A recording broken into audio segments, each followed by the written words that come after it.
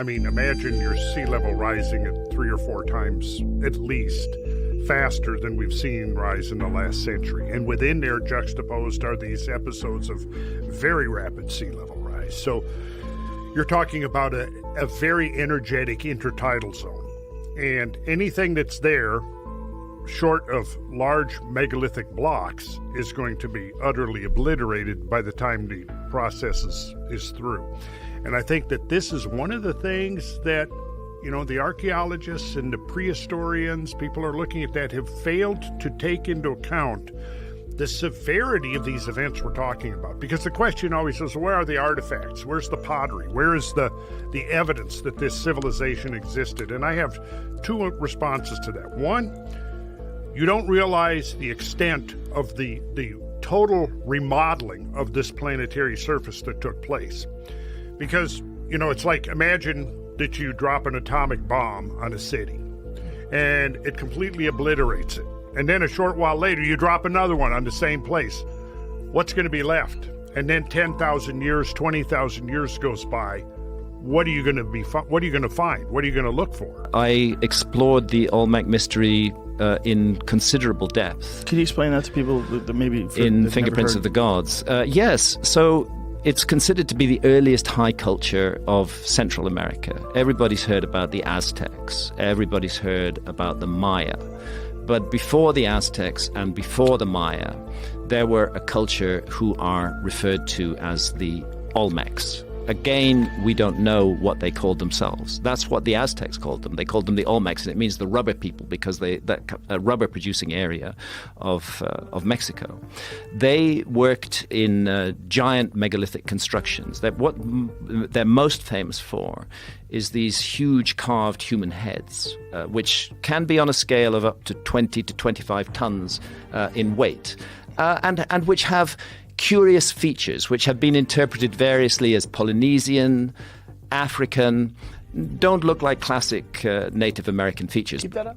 But one of the things I've realized is that there is no classic Native American feature. That Native Americans are have a very complex genetic story with very many different elements brought into it, and we shouldn't be necessarily surprised by the supposedly non-Native American look of these Olmec heads. What do we think those helmets were that they were wearing?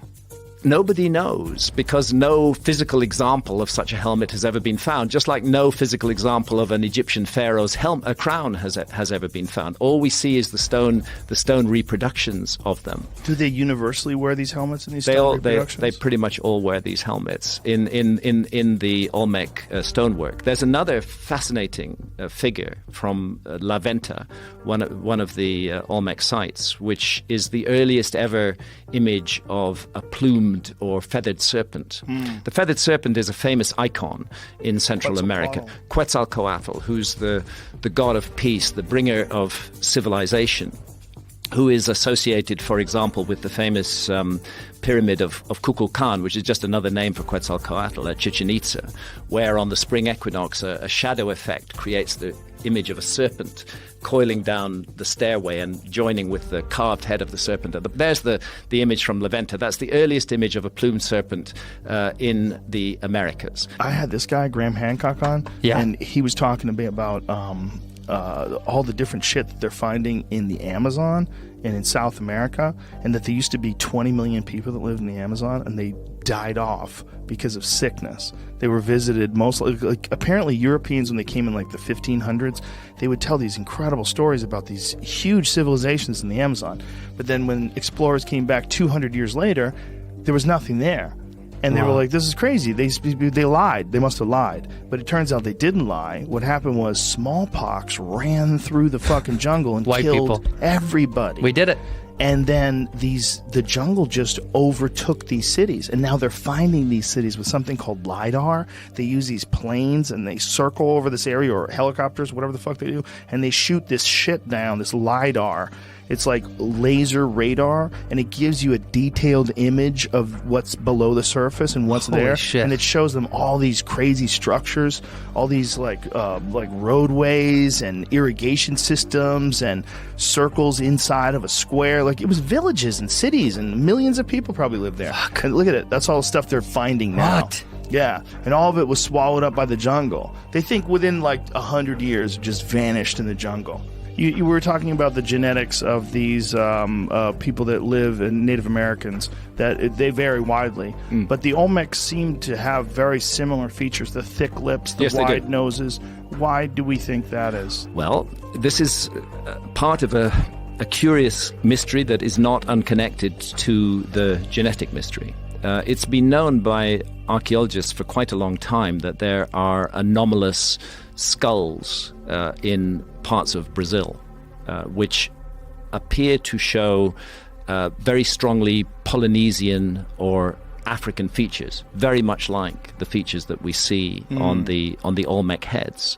And a number of archaeologists who got into trouble with their colleagues for this have used that to argue many years ago, 30, 40 years ago, that the settlement story of the Americas is much more complicated than we've realized. And what the DNA is doing is it's telling us that there was something really weird happened with settlement. You see, what happened with those African or Polynesian-looking skulls was that they were tested for DNA when DNA technology was not as advanced as it is today. And what that DNA showed was that they were more closely related to modern Native Americans than they are to any other people in the world. So the notion that there was some connection with Polynesia or Africa was dismissed. But now that we have very firm evidence of an Australasian genetic signal, Australian Aborigines, Papua New Guinea, Melanesians, with those kind of features, now that we have the genetic evidence that is found in the Amazon, we have to go back to that old evidence and reconsider it. Now within there could be all kinds of stuff that's not even recognized as being artificial in the sense that humans had anything to do with it. The other thing is when we talk about these ancient technologies, if we're only looking for a mere reflection of ourselves, we could overlook it completely, because I think there's evidence that exists now. I mean, some modern researchers whose work has been buried or suppressed, I think we're getting very close to rediscovering some of the things that our ancient ancestors were up to. And maybe this would be worth a whole show in itself. Some of the more fascinating pieces of evidence in South America have come out recently about these channels and pathways that they've found in the Amazon that could not have been created any other way but by humans creating irrigation, humans creating, like, it appears like grids, like a city grid. Definitely. The Amazon is a colossal mystery, and it's one of the subjects that I explore in depth in America before. First of all, to give some basic figures, the Amazon basin is huge. The Amazon basin is 7 million square kilometers in area. And within it, 5.5 million square kilometers remains almost entirely unstudied by archaeologists. And that's the 5.5 million square kilometers that is still covered by dense rainforest. And to put that into perspective, 5.5 million square kilometers is the size of the entire Indian subcontinent. So it's like saying, we've done world archaeology, but we've just ignored India, We've done world archaeology, but we've just ignored the Amazon. It's the same argument. 5.5 million square kilometers. The view was, again, there was a dogma. There was a preconception. Human beings couldn't have flourished in the Amazon. It's not a resource-rich area. The soils are poor. It's a difficult area, challenging to get to, very far from the Bering Straits. So the view was that humans hadn't entered the Amazon until about 1,000 years ago. And then gradually, little by little, that view has begun to change. And it's begun to change because of the tragic clearances of the Amazon, because the Amazon rainforest is literally being cut down and turned into soybean farms and cattle ranches. And in that cutting down process has emerged things that shouldn't be there at all. For example, evidence that large cities flourished in the Amazon. Enormous cities, which were larger then there was a Spanish explorer who went down the Amazon River system in 1541 to 1542. He was the first European to cross the entire length of South America from west to east along the Amazon. He reported seeing incredible cities, advanced arts and crafts, millions of people, a thriving culture. And 100 years later, when other Europeans got into the Amazon, they couldn't find these cities. So they said, oh, Francisco Orellana, that was his name, made it all up. It was just a fantasy. And then in the last decade, as the clearances of the Amazon have proceeded, we've begun to see the traces of those cities. What happened was that the Spaniards brought smallpox into the Amazon. Smallpox devastated the local population because there was no immunity to it. There was a massive die-off. The cities were deserted. Within 50 years, they were completely overgrown by the jungle, and that's why they were not seen by the explorers who came in 100 years later. But now the jungle's being cleared, those cities are emerging, and we can say that a city like London, which had a population of roughly 50,000 in the 16th century, there were cities of that size all over the Amazon. I think the key thing is we're looking at technologies that are not the same as ours. Yes. And that's partly that's why archaeologists can't see them, because they're looking for us in the past, and they're not open to the possibility that there are whole other kinds of technology that could be used. Right. I always go back to the ancient Egyptian traditions that speak of priests chanting as these huge blocks were lifted into the air. Were they using some kind of sound effect, some kind of use of sound that was able to manipulate matter? We know that sound can manipulate matter, as a matter of fact, but they're lifting these blocks. Again and again it appears in ancient Egyptian traditions. The notion that we could lift huge blocks with sound seems absurd to archaeologists, and yet it's there in the traditions of the Egyptologists. And what Randall's talking about now is people who are working on a whole alternative path of technology, and maybe that's a rediscovery of the kind of technologies that were used by a lost civilization. I think that's what's important about what you're saying, is that we have this very limited idea of technology based on what we've experienced. Yeah. But if you had anatomically similar human beings that lived for thousands and thousands of years, stuff just keeps on getting older. If you think about the amount of progress that we've achieved as modern humans just in the last few hundred years, if you go back 400 years to now, it's a stunning amount of achievement. Absolutely stunning. And if you have a completely different path of technology, one that's not utilizing internal combustion engines and cranes and the like that we experience leverage, today. Mechanical advantage, everything that our tech is based around. Something that's insanely advanced, tens of thousands of years of a different path. Yeah. And that may be what we're looking at. And that may begin to explain these otherwise inexplicable monuments that have survived.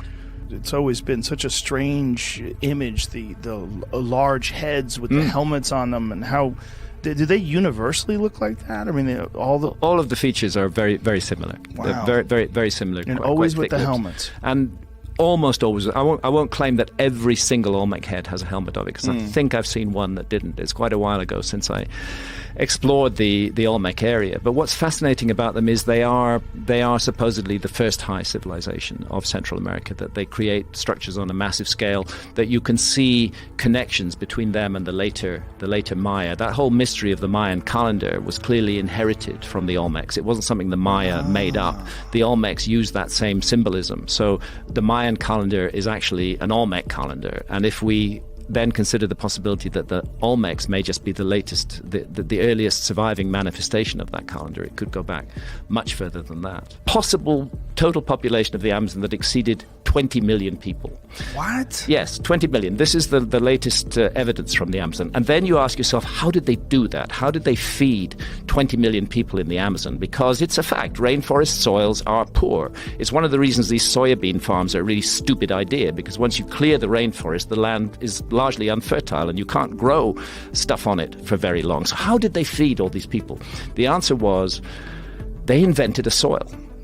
And that soil has a name. It's called terra preta. Archaeologists refer to it as Amazonian dark earths or Amazonian black earth. It's a man-made soil. It's thousands of years old. It's full of microbes that are not found in adjoining soil. It's based around biochar. And you can take a handful of 8,000-year-old terra preta and you can add it to barren soil, and that soil will instantly become fertile. It's highly sought after in the Amazon, and it explains how they fed these people. There was science in the Amazon. How did they create this? Well, this is something that's not understood. It's still not understood by soil experts to this day as to how that was done, but it's one of many intriguing pieces of evidence of much higher development in the Amazon that it has been given credit for, and of a kind of science in the Amazon. Jamie's got an image of it up there. So this is it? This is terra preta, yeah. There are huge corporations that have very large investments in a particular path of technology, which is ours. Right. And for somebody to come up with a whole new path of technology, it's very threatening to them.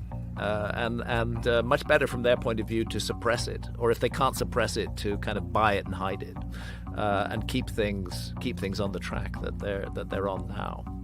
I would say that's the motive. And maybe for people that are curious about this and maybe even skeptical, consider the massive change that nuclear power provided us. Whereas before the 1940s, this was unheard of. Yeah. This even the concept of it. And all of a sudden, now we have nuclear power, nuclear weapons, the most profound power known to man currently. There are certain trees like Brazil nut trees or the ice cream bean tree, which are food crops, which are very, very valuable, and they dominate the tree regime in the Amazon. They're what's referred to as hyperdominant species. In other words, people living in the Amazon over thousands of years selected certain trees, which they then cultivated and grew. So the whole thing is not simply a wild, pristine rainforest. It's a very ancient man-made environment. And emerging from that man-made environment, as well as evidence of large cities, large populations, and this mysterious dark earth, are huge geometrical structures. And again, I go into this at length in America before because I love this mystery. We have in the UK structures that are called henges. I live in the city of Bath, and about 30 miles away there's a beautiful site called Avebury, and another more famous site called Stonehenge. And what a henge is a ditch which has been dug deep, and then an embankment has been pushed up outside the ditch.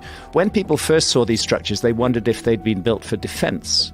But then it became obvious they hadn't been built for defense, because if you want to create a moat, you put it outside your embankment, not inside your embankment. So a henge is an earthwork which consists of a deep moat with a large embankment outside it, and it can be circular, it can be square, and in the UK and other parts of Europe it often contains stone circles, megalithic stone circles as well, but the henge itself is entirely an earthwork. What we find in the Amazon are thousands of henges that are now beginning to emerge from the cleared area of the jungle, and others that have been identified for the first time with LiDAR. LiDAR technology is being employed in the Amazon. It's non-destructive. You can see what's under the trees. What is LiDAR? Light imaging and detective radar. They bounce laser beams down into the jungle. There's a whole pattern of them. You need helicopters, and but it doesn't damage the rainforest. And you can strip away and see what's there. If this isn't too much of a diversion, let me give you the example of Guatemala. Guatemala is a small country, if I remember correctly. It's not much more than 100,000 square kilometers in size. It is filled with intriguing Mayan ruins. Everybody has heard of Tikal. What archaeologists didn't know was that literally within walking distance of Tikal, surrounding that whole area, were more than 60,000 structures that they hadn't identified. And these have all been identified by LiDAR. The Amazon basin covers about 2.6 million square miles. It's a vast expanse of the dense jungle through which the Amazon and its tributaries tirelessly flow, from Peru and Colombia and onto Brazil and the Atlantic Ocean. Many indigenous communities in the Amazon continue to practice ancient ways of life that have altered little over the past few hundred years. However, dangers to the indigenous people's way of existence have grown ever since non-natives started to investigate this picturesque but hostile area. The tales of adventure that have captivated people for centuries have been accompanied by the diseases and avarice that the ancient world's explorers and soldiers carried back with them. The first European to sail up the Amazon River was the Spanish sailor explorer, and conquistador Vicente Yanez Pinzon in 1500. The previous year, he had landed on the Brazilian coast and upon seeing the enormous entrance of the Amazon, embarked on a mission to discover what lay upstream. Even though it was just for a brief distance, he became the first known foreigner to ascend the Great River, having made it almost 50 miles from the shore. He gave the river its name, Rio Santa Maria de la Mar Dulce, meaning River of St. Mary of the Sweet Sea, in honor of the vast expanse of fresh water that exists at its mouth. Few voyages in history were less likely to succeed than Francisco de Orellana's epic navigation of the entire length of the Amazon River. It began in 1541, when the young Spanish explorer and conquistador accompanied Gonzalo Pizarro on his quest to find El Dorado, the legendary city of gold. But after a few calamities and near mutinies, Orellana found himself heading down the Napo River without Pizarro, and so began his incredible journey down the length of the Amazon, from the Andes to the Atlantic Ocean. As their numbers dwindled due to disease and starvation, Orellana continued downriver until they reached a site near modern-day Manaus in Brazil on June 3, 1542. They had previously reached a significant confluence near modern-day Iquitos. They were nearly annihilated when the party ran into hostile locals not long after, who were allegedly headed by terrifying female warriors. In honor of the legendary Greek female warriors, Orellana and his soldiers gave these women the moniker Amazons, and the river was subsequently named after them. On August 26, 1542, Orellana and his crew eventually reached the open sea, ending one of the most remarkable expeditions in history and demonstrating that the Amazon was, in fact, a river that could be navigated. Orellana died in November 1546 during his second voyage on the Amazon, which was beset by sickness, desertions, and indigenous attacks, and ultimately proved a costly failure. Orellana's successful voyage along the length of the Amazon had opened it up to further exploration. During the next 100 or so years, a wide range of characters, including conquistadors, settlers, explorers, and missionaries, made attempts to explore the river, inspired by gold, glory, or God. Lope de Aguirre, a Spanish conquistador, accompanied Pedro de Ursua on an expedition to find El Dorado in 1560. The expedition headed down the Amazon, and once it reached the headwaters, Aguirre, a man known for his cruelty and treachery in colonial Spanish America, instigated a rebellion. He killed Ursua and his second-in-command, and then took control of the expedition. Despite being a madman by most accounts, Aguirre may have made it all the way down the Amazon, although some historians argue that he actually reached the Atlantic by going down the Orinoco River further north. Pedro Teixeira, a Portuguese explorer, was the first European to traverse the whole Amazon.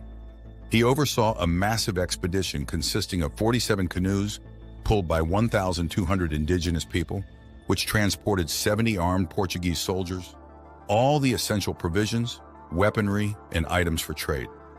After nearly a year of setting out, the expedition finally arrived at Quito in 1638.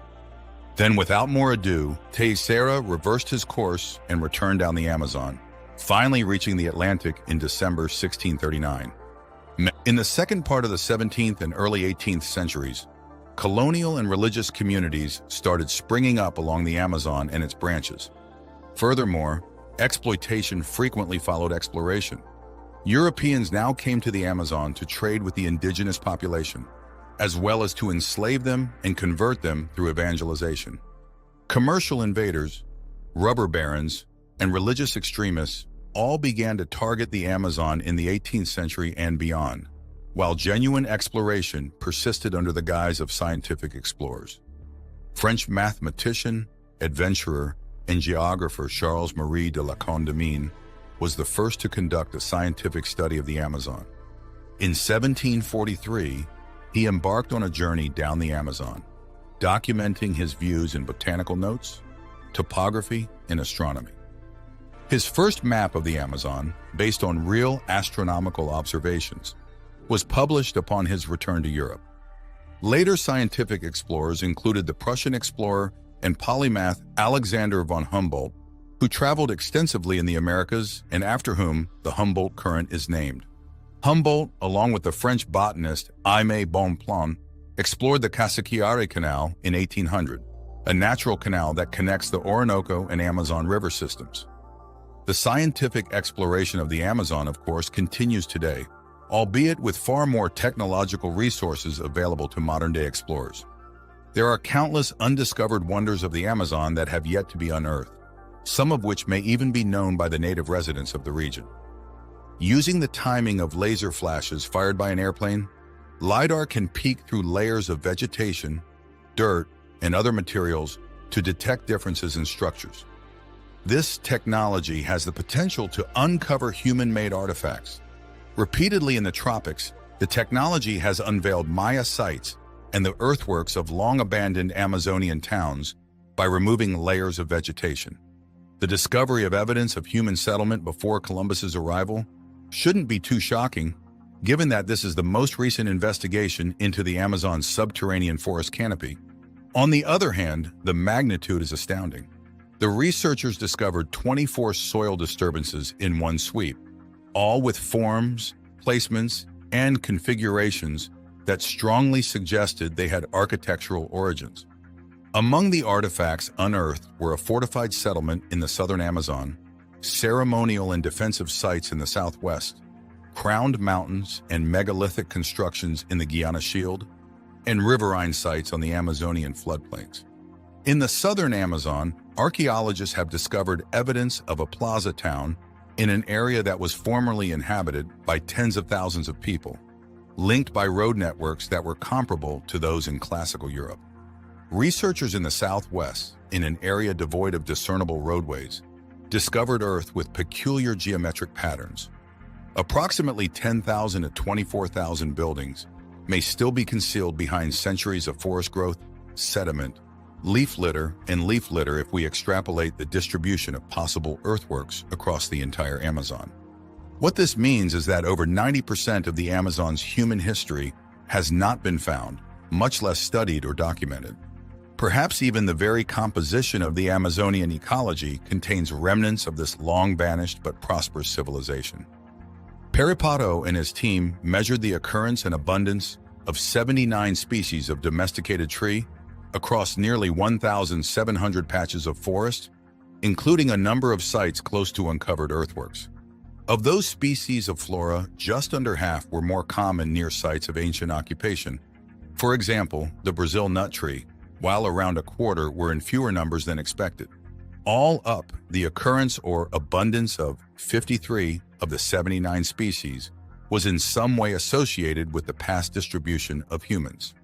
Given so many had multiple uses, including species capable of producing edible fruits and nuts, it's easy to imagine patches of forest echoing with the remnants of carefully tended crops spared of weeds and competitive plants, and fertilized with composted scraps and ashes known as dark earth. As opposed to an untouched wilderness, the Amazon could be more like an unchecked garden gone to seed. To learn more about how these societies managed to sustain such large and diverse groups off the land without destroying the forest, it would be helpful to find the actual artifacts from these locations. Amid the discovery of a lost city in the Amazon rainforest, scientists are uncovering a different kind of relic underground, one that's still being used today. There was buried wealth up to Mark Robinson's knees in the Amazon.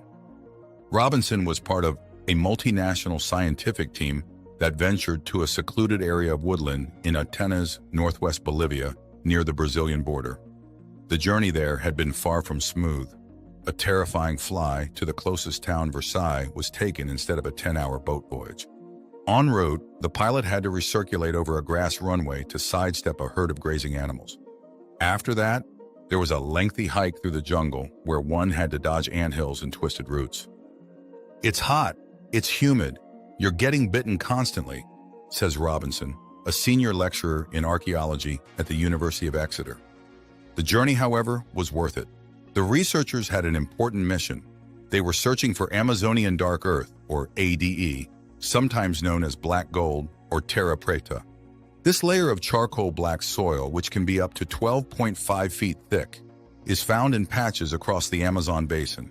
Extremely fertile, it contains a wealth of organic matter that has decomposed, as well as the nitrogen, potassium, and phosphorus that plants need to thrive. Although this layer was not naturally created, it was actually the result of ancient human activity, in contrast to the thin sandy soils that are typical of rainforests. This rich soil is a relic from a very different time, an era when indigenous groups formed a thriving network of settlements across this rainforest world. In January 2024, scientists announced the rediscovery of a long-vanished garden city. Hidden beneath the foliage of the rainforest in Ecuador's Upano Valley was a 2,000-year-old urban center, complete with plazas, streets, and ceremonial platforms. Our understanding of Amazonian human history is altered by this new finding. An incredible system of roads and canals link the residences and plazas of the Upano district in eastern Ecuador. The region is hemmed in by a volcano, which may have contributed to the demise of the civilization as much as it did to enrich the soils here. We were led to believe that the Amazon was home solely to nomadic or very small communities, despite our knowledge of towns in South American mountains, such as Machu Picchu in Peru. To the best of our knowledge, no other Amazon site is older than this one. This demonstrates that our Eurocentric understanding of culture and civilization has to be revised. It changes the way we see Amazonian cultures. Most people picture small groups, probably naked, living in huts and clearing land. This shows ancient people lived in complicated urban societies. Yeah, the city was built around 2,500 years ago, and people lived there for up to 1,000 years, according to archaeologists. Scientists agree that the population was probably in the tens of thousands, if not the hundreds of thousands at any given moment, while they acknowledge that precise estimates are difficult to make. To find the city's artifacts buried under all that vegetation, the archaeologists dug into the earth and surveyed an area of 116 square miles with laser sensors mounted on an airplane. Among the structures at Quilomope was a platform measuring 459 by 131 feet. They were constructed by sculpting earth into a platform and then cutting into hills. The road system is very advanced. Everything is interconnected, and it stretches across a long distance. Additionally, the presence of right angles is quite remarkable. Constructing a straight road is far easier than designing one that blends into its surroundings. A very powerful meaning might be attached to some of them, maybe associated with a ritual or tradition. Causeways with ditches on either side were also found by the scientists. These, they think, were canals that helped control the region's surplus of water. Some ditches barred entrances to the villages, which may indicate that local individuals posed a threat to the cities. Although there has been research into the possibility of a city since the 1970s, no full survey has been conducted until now, following 25 years of investigation.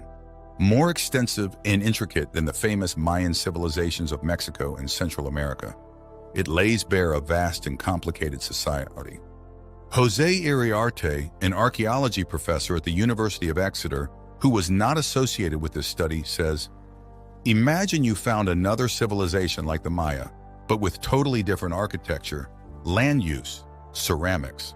He goes on to say that the combination of octagonal and rectangular platforms is indicative of some unique discoveries in South America. He emphasizes the extensive submerged roadways connecting the villages, demonstrating how the civilizations were obviously well organized and linked.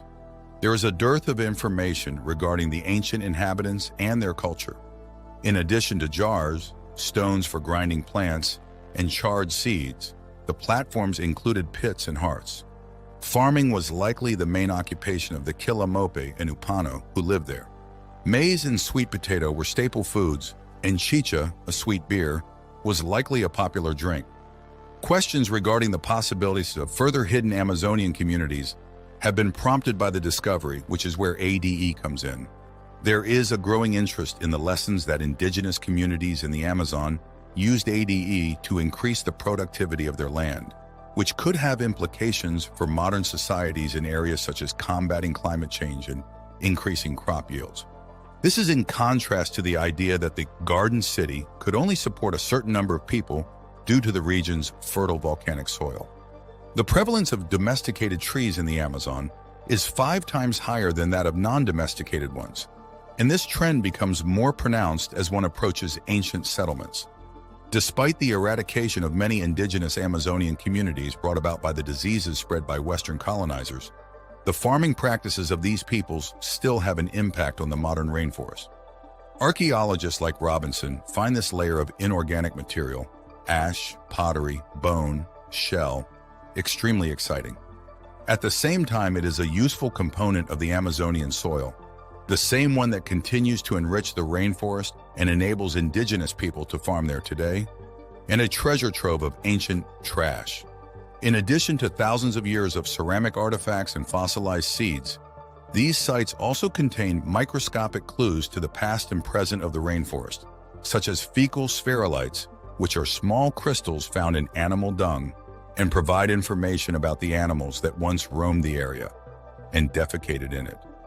An early explorer characterized the soil as a fine black loam and made the observation that strewn over it everywhere we find fragments of Indian pottery, so abundant in some places that they almost cover the ground, which aroused the interest of Westerners in the 1870s, when multiple scientists independently noticed black layers of soil that contrasted with the pale or reddish kind that surrounded them.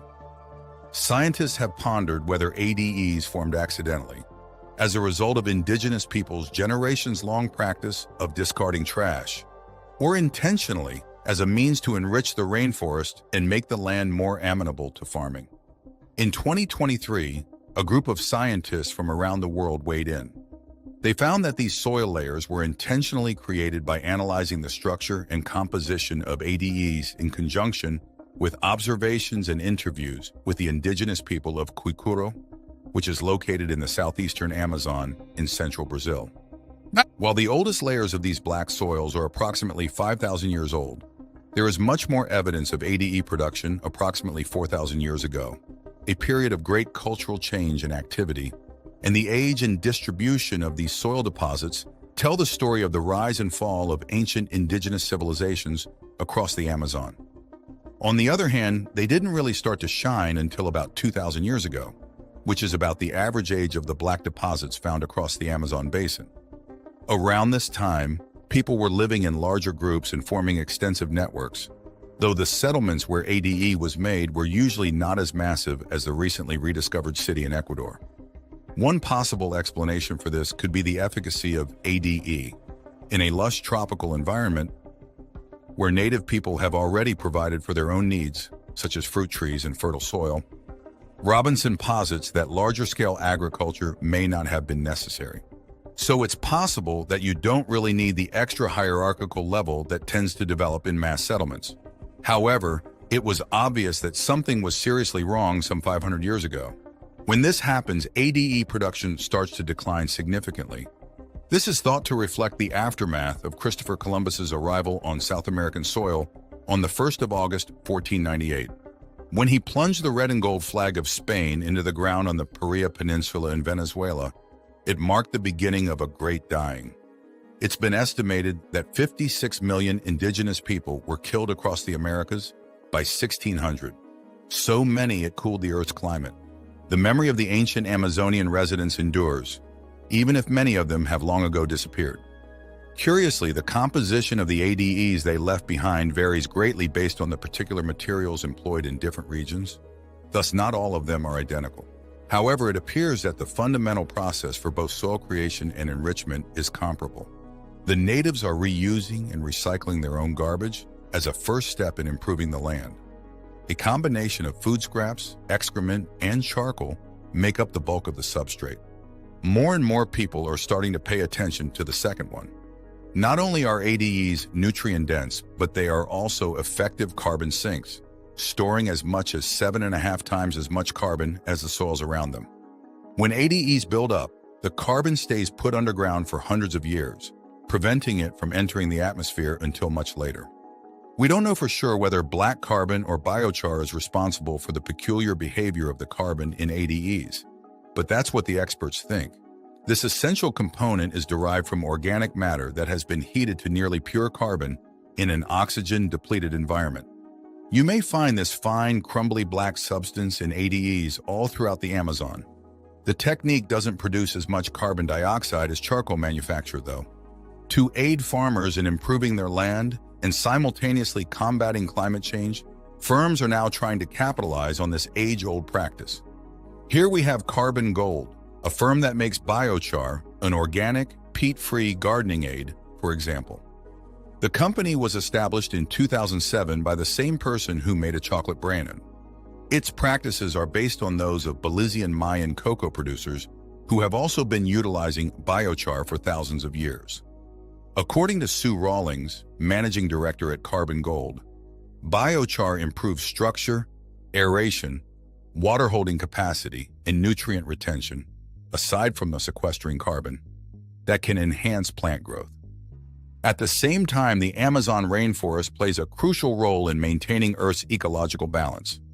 The Amazon jungle is home to some of the most fascinating creatures on Earth, including poison frogs that leap from pond to pond to spotted jaguars that slither around at night. This ecosystem is home to 10% of all species on Earth, making it one of the most varied on the planet.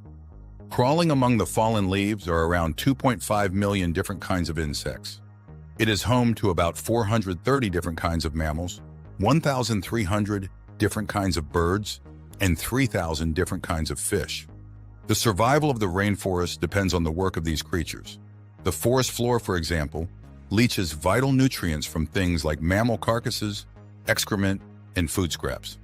Soil bacteria are able to better retain carbon as a result of this nutrient inflow, rather than releasing it into the atmosphere. In the Amazonian region of Brazil, a rubber tapper gathers latex from trees. This technique depends on time-honored methods that are good for the environment and the local economy. The Amazon rainforest is home to about 40,000 different species of plants. They are abundant in the foods we consume, and many of them have significant medical applications. Rainforests are the best places to grow pepper, cinnamon, chocolate, vanilla, and coffee. One way that indigenous people in the Amazon make a living is by processing the sticky, white latex sap that rubber trees generate. The flora of the Amazon helps keep the environment in check. The Amazon's plant life generates its own climate through photosynthesis. Plants release water vapor through pores on the underside of their leaves, a process known as transpiration. The dense bands of clouds that form from this inflow of precipitation trap water in the verdant forest, and the rivers that carry it downstream nourish the people who live there. The weather in other parts of the world is also affected by this occurrence. More moisture is drawn in from the ocean, which is thousands of miles away, as warm air rises into the atmosphere and rain falls over the forest. The Amazon River is the second longest river in the world, next to the Nile. Its winding waterways cover roughly nearly 4,000 miles. The Amazon has the highest rate of rainfall in the world. More than 3,700 cubic miles of rainwater fall from the sky each year. The Amazon River and the wetlands that surround it are home to an abundance of plant and animal species. Crocodiles, pancake stingrays, bull sharks, red-bellied piranhas, and endangered pink river dolphins are just a few of the many animals that call this twisting river home. Over half of the 6,727 tree species found in the Amazon are believed to be located in the region's wetlands, according to new research. The Amazon rainforest plays an important part in regulating the world's oxygen and carbon cycle. It has long been believed to function as a carbon sink, removing substantial quantities of carbon dioxide from the air, and it also provides around 6% of the oxygen that the world needs. However, this carbon is released into the air at alarming rates during deforestation and forest fires. Recent research has suggested that these forests might actually be emitting more carbon dioxide than they're absorbing. Fortunately, experts think we can restore the ecosystem's ability to act as a carbon sink if we can successfully save a significant portion of its delicate ecosystem. Thanks for watching another episode of Voyager. While you're still here, make sure to click the video on your screen for more mind-blowing videos about space.